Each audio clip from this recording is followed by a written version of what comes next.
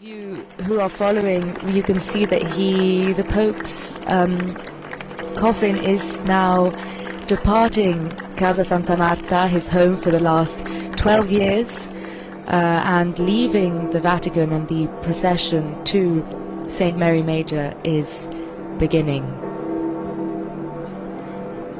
Yes, it's almost like a Pope-mobile, open, white. It's actually a hearse, I think we can call it correctly, a hearse. There is no procession behind it.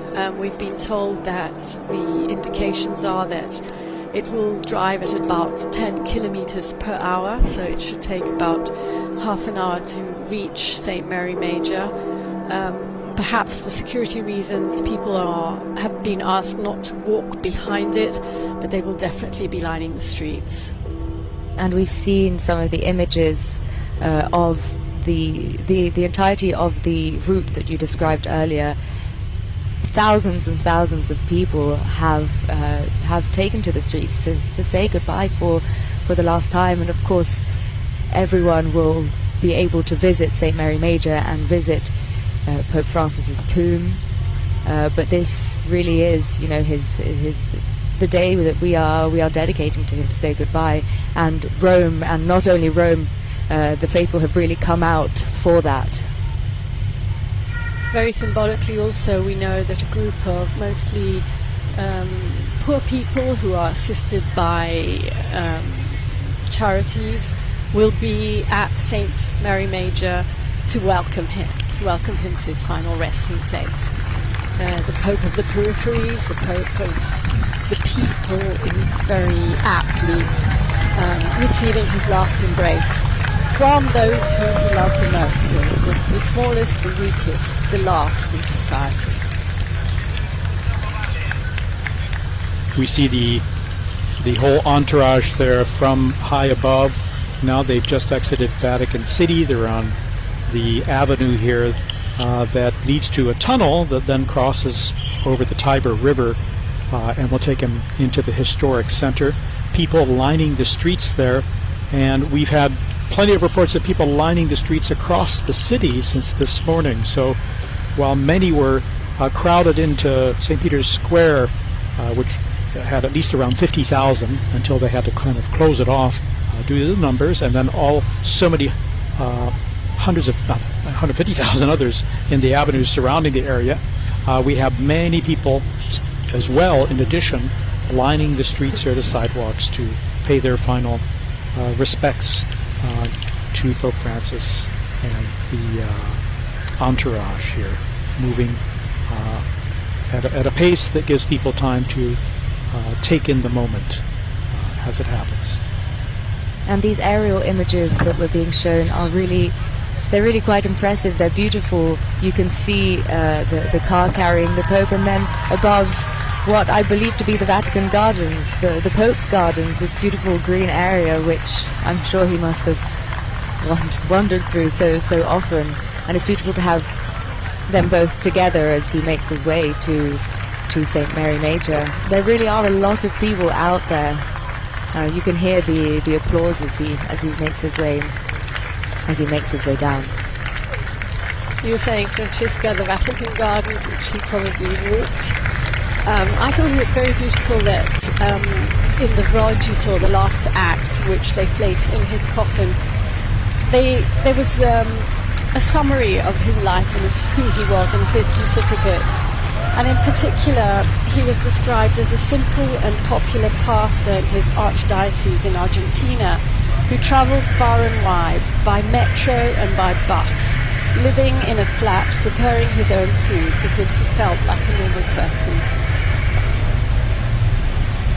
And I think he made everyone he met feel like he was a normal person, and that they were meeting a normal person. And the Pope of the peripheries, that's really what he was. And especially talking about his traveling, and he really traveled the world. His penultimate trip, which Linda, you were on, and he really went to the other side of the side. forgotten side of the world. Absolutely. I must say I've had the privilege to be on 2 faraway trips. One was the one you're just mentioning that took us to Indonesia, Timor-Leste, Papua New Guinea, and Singapore, but even the year before to Mongolia to visit the smallest Catholic flock in the world, 1,500 Catholics of the entire Mongolian population. So yes, he traveled into the peripheries of the city, going to visit prisoners, going to visit elderly people, poor people, always welcoming refugees, but he'd also travel across the world to the remotest and furthest away places from the Vatican, obviously, that is. And people always came out in floods to welcome him. I'll never forget landing in Timor-Leste, which is a tiny and new country, and the entire the half of the entire population, 750,000 people, came to the mass. The floods of people just there to welcome him. Very moving. And they're countries that are so far off the grid, we barely even hear of them. And another gesture that was one of his final gestures was he visited the prison. He went to Regina Coeli, I believe, which is a prison in the Trastevere area of Rome, not too far from the Vatican.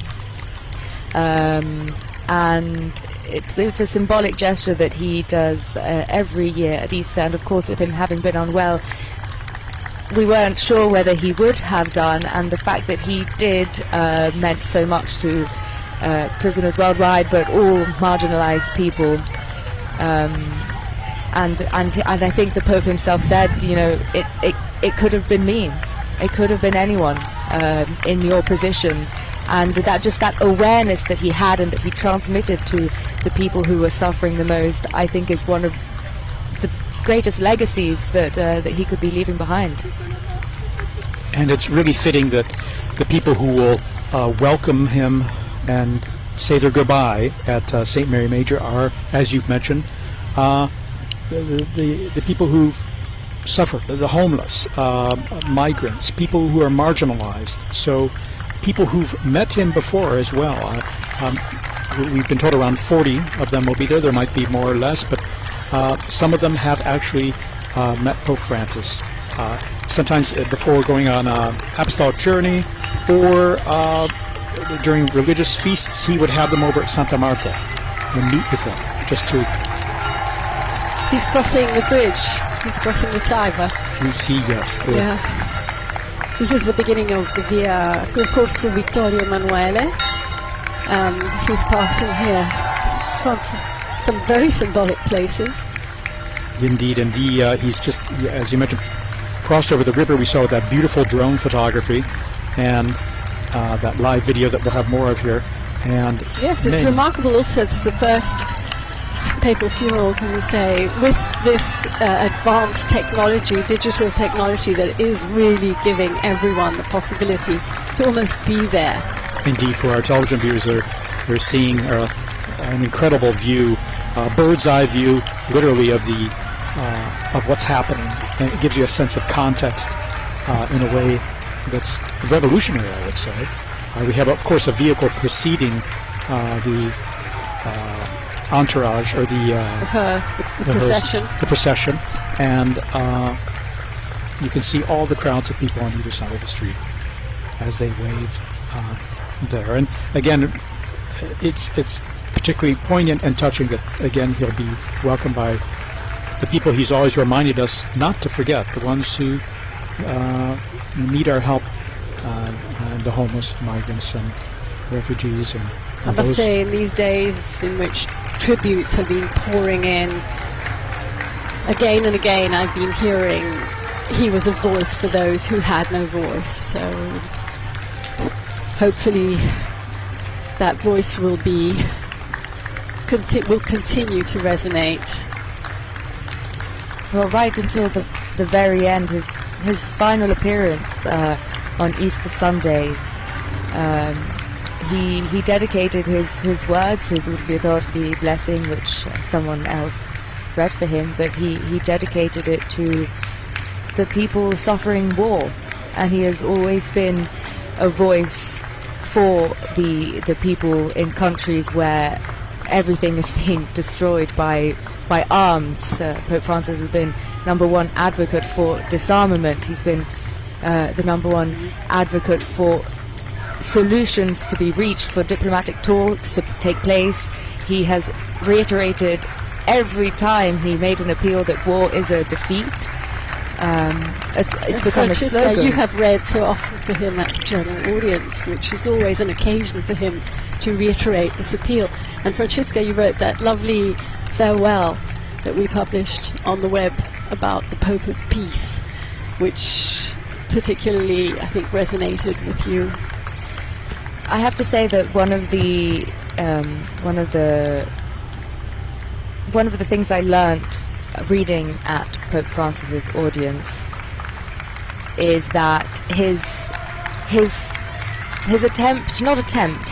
style of being closer to the people resonated in every aspect of his pontificate. So it was very clear when he said the words, and then in other smaller actions it was clear to the people involved. And this is the case for the general audiences, because you may remember up until a few years ago the readers at the general audiences were all Monsignori, religious consecrated men who work within the Vatican walls.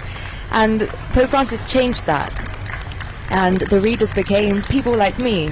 I'm a woman, I'm not a religious, not a consecrated woman, and all of a sudden that audience and that stage, which before saw only men, only consecrated men, saw people from all over the world, all different ages, all kinds of different accents, and it really represents the people in the square to whom you are transmitting the Pope's message. And I can only imagine that being one of the faithful in St. Peter's Square, which I have been on numerous occasions, even for audiences when other people are reading, it really builds that bridge. And that's just a very small gesture that people may not perhaps have even noticed, but to be involved and to be asked to participate in something like that, I mean, it's been a real honor reading for him at audiences. And you're right, it may be a small gesture, but it is symbolic of opening a window that he's been doing more and more in his pontificate to include people in the church. You know, he's been trying to open to women. He's been so strong in reaching out to other religions, to other ecumenical denominations. I'd say perhaps this wave of inclusion culminated in his call for the Synod on synodality, which is a process that is destined and that he has wanted to continue, which is asking the Church to include everyone, to listen to everyone. And Linda, we just passed through Largo Argentina, which is literally right in the center of the Eternal City of Rome, of historic Rome, as he continues on, heading close now, coming up on Piazza Venezia. And all the crowds, incredible, lining both sides of the street. Again, they preferred that people not follow behind the vehicles for safety reasons, above all, apart from security. But they're also going pretty fast. Yeah, they're moving a little faster, but people are getting a good view of all. And just wanted to mention, you were mentioning the Pope appeals for peace. That drew a lot of applause during the Mass, the Requiem Mass, when Cardinal Ray spoke about that, saying how much the Pope has appealed for peace, worked for peace, appealed to the consciences of all people to do their utmost to bring peace in our world. And that brought rounds of applause from the crowds in the square. And I think it was also mentioned in the Ruggito that you mentioned earlier, Linda, the document that was written and sealed within the Pope's coffin, it was mentioned some of the countries that he has dedicated so much attention and care to, and I can't remember them all, but I know that one of them was Ukraine, another one was Palestine, Myanmar was mentioned, and it's true, these are all countries that when you think of Pope Francis and peace, you associate these countries to that. And now I'm saying we were talking about losing a voice for the forgotten.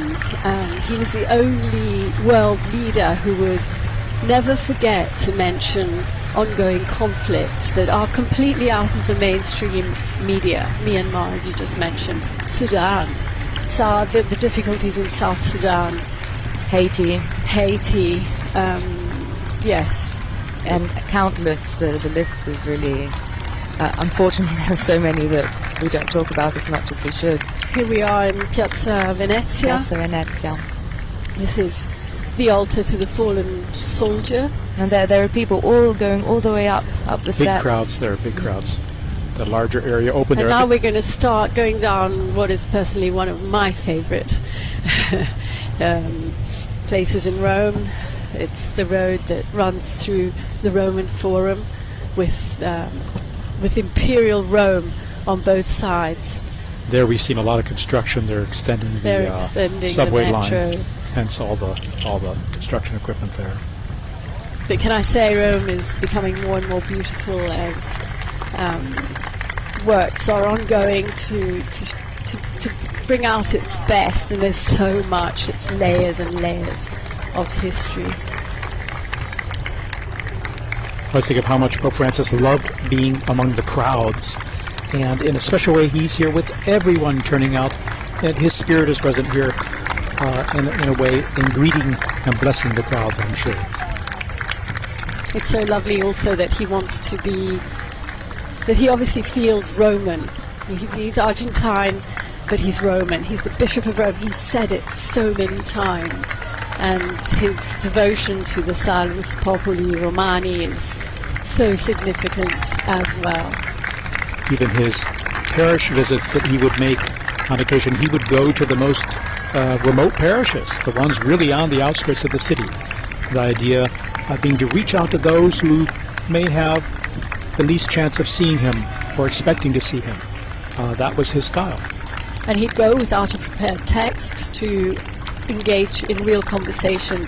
I was speaking just yesterday or the day before yesterday to the international director of JRS, the Jesuit Refugee Service, and he was saying he'd pop into the Jesuit house in Rome and sit down and chat with them, and even about, like events that were coming up that had to be scheduled or had to be prepared. But he said he'd invariably come open to dialogue, open to listening to what others had to say. In fact, Brother Michael Schiff said he wanted to hear what other people had to say. See these stunning images as he heads towards the Colosseum. We've just gone through the Roman Forum there, and the crowds are thick on either side there. We're going to have some nice images of the Rome's ancient Colosseum coming up, where he wrote before he died, the meditations for the Way of the Cross. The Way of the Cross on Good Friday, the Stations of the Cross are takes place there at the Colosseum in a very symbolic and suggestive way, in remembering Good Friday and those who suffered and died. He actually wrote the meditations himself this year.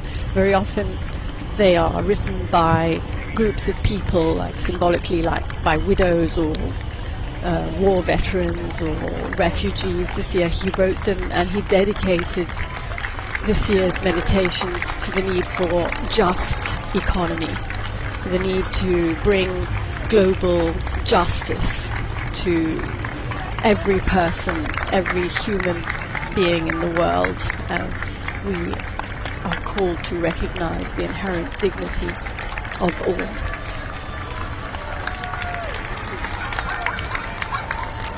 Well, Pope Francis has often spoken of promoting an economy of peace and an economy of fratellanza, which is the word that inspires Fratelli Tutti. It means brotherhood. Fraternity. Sorry, I couldn't think of the word. An economy of fraternity, and it is bringing together a lot of the things that we've spoken about. It's bringing together the poor and the marginalized and the people suffering on the other side of the world, in our case, us being here in the Vatican, who are suffering war, and often they're countries who are suffering economically, and it's calling to action and to responsibility the countries that can help. Denouncing the great divide that there is between the rich and the poor.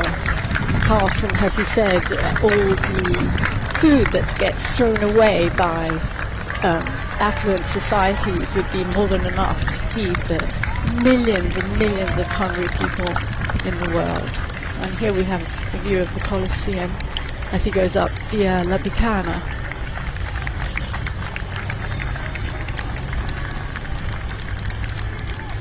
Now he proceeds on via La Bicana here, and we're getting closer to St. Mary Major. There's the main road that goes between the Cathedral of Rome, St. John Lateran, and Santa Maria Maggiore, St. Mary Major. He'll be coming up on that via Merulana there. And here, so we're probably about 2/3 of the way there, I would say. And again, Pope Francis wished to be buried at the Basilica of St. Mary Major, and he wished to be buried next to the Salus Populi Romani icon of Mary, who is remembered and venerated by Romans, as the Romans survived a plague centuries ago, and it's a special icon, a special place that people go to pray, and Pope Francis throughout his pontificate has gone there to pray, to give thanks, to ask for prayers for his ministry.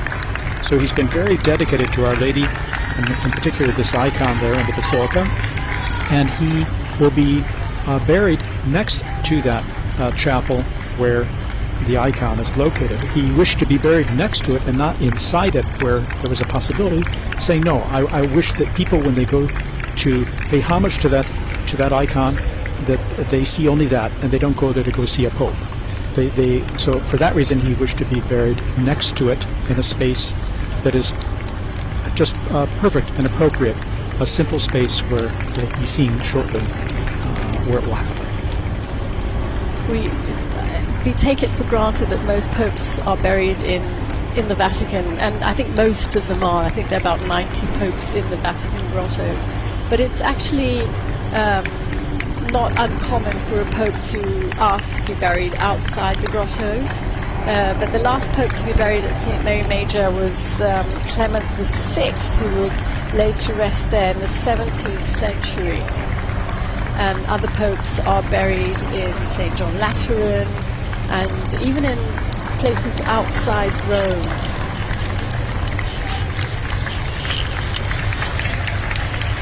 In fact, Pope Francis has visited the Salus Populi Romani icon 126 times over the 12 years of his papacy. He entrusted every journey to her, every single apostolic journey he went on. And I also remember a very poignant moment of his pontificate, which was during the COVID-19 pandemic. Well, two particularly strong moments from that pandemic, but one of them relating to the icon of Mary Salus Populi Romani. He visited the Basilica, and then he actually made a pilgrimage by foot to the church of San Marcello, which, if I'm not mistaken, there's a crucifix there which survived a fire in the 15th century.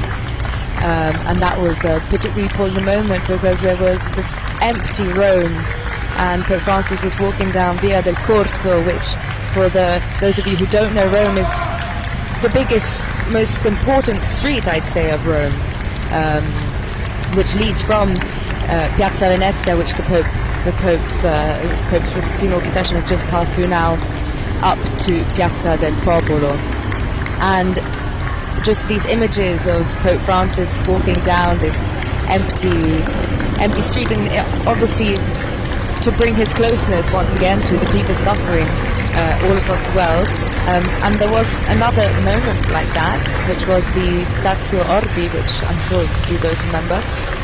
We do, we remember. I think you were in the square that night. I was in the square. Very few people. Yes, because the radio where we work, it has to be open every day and I was actually working that day, and I remember when the building was closing at the end of the day, it must have been about 5 o'clock.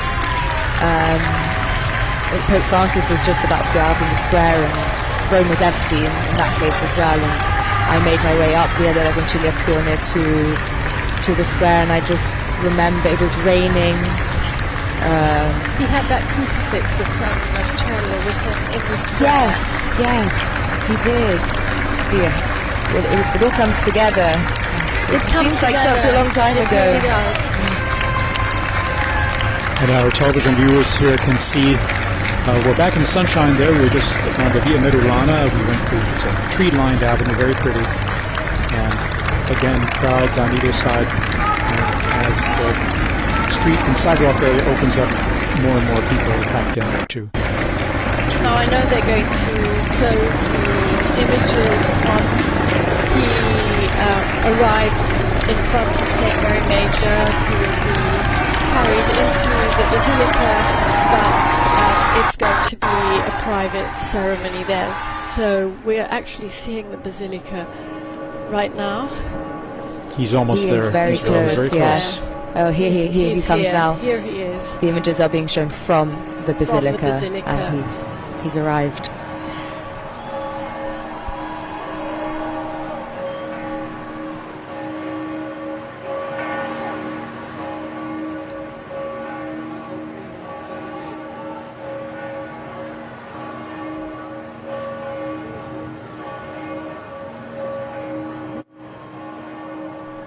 I have to say, it's a very touching moment. It's almost difficult to know what to say. I think most people can see and watch, but many people are also perhaps following on radio. Yes, it is very solemn, it's very sad. At the same time, it's a celebration of his life and ministry, and it's particularly poignant in this Jubilee of Hope as well that he inaugurated, that he opened. And so I think, I would imagine that would be and of course it is the key theme as well that we celebrate in a very special way at Easter at this time, a time of hope, of birth, new life, life in a new and transformed way. And so I think all today has been a wonderful tribute to Pope Francis and his ministry. And there we see the icon Salus Populi Romani. It's a panel made of cedar wood. It's about 117 by 79 centimeters, more or less. It's quite large when you bring it down to the ground. It's mounted in the chapel there higher up, and it depicts a half figure of Our Lady with the child Jesus in her arms. And the icon again is especially dear to the Roman people and highly linked to the identity of Rome and the popes. And as we saw with Pope Francis, he had that special dedication to Our Lady in this icon of Rome. He visited the Basilica just recently during his convalescence at Casa Santa Marta after he was discharged from the hospital on the 23rd of March. He actually, on his way back from the hospital, he stopped to pay tribute to Our Lady. We see those arriving, some of the cardinals and prelates who are arriving here for this moment before the coffin is taken into the basilica for burial. This moment that will take place here outside in front of the basilica. The Cardinal Camerlengo, Kevin Farrell, will again preside inside the basilica at the final rite of interment, together obviously with other cardinals and prelates.